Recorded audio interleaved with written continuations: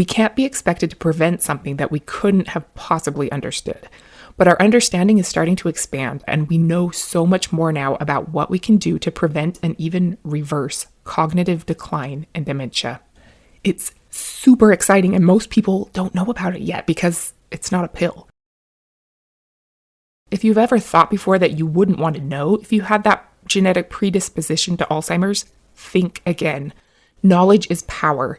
Even if you're statistically 51% more likely to develop Alzheimer's, there are absolutely things you can do to make it 90% likely that you'll be in the 49% of people who don't get it.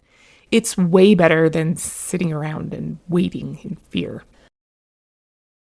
I used to think that's what Alzheimer's was. You start to get these amyloid plaques, that's Alzheimer's, and unfortunately the plaques jumble up your brain cell connections and there's nothing you can do. It's a slow descent to the end of your life.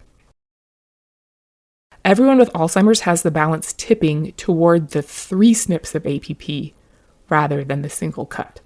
Neurons and other connections with each other are being destroyed more often than they're being nourished and pampered. So all you have to do if you don't want to get Alzheimer's is to tip the balance back the other way. Easy.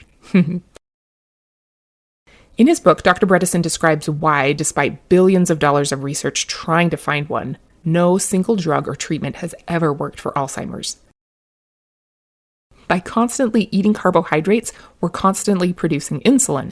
And when we're constantly producing insulin, we're preventing the cleanup of amyloid from our brains. Some people call Alzheimer's type 3 diabetes, so I always knew there was this metabolic connection, but I didn't really know this insulin-degrading enzyme thing before. It's super interesting. And there's a lot more to Alzheimer's than just the insulin piece, but it's a very important part. Anyway, the cognitive decline comes on slowly, but from the time your loved ones start to notice subtle changes, you've probably had these disease processes running in the background for around 20 years. 20 years! That means the time to prevent the appearance of senior moments in your 60s or 70s is right now. This is a big deal, and it's totally doable. I hope you choose not to get Alzheimer's disease. I know for a fact that the 2042 world needs you firing on all cylinders. You have unique perspectives and contributions yet to be made. Don't let your insights eventually fade away.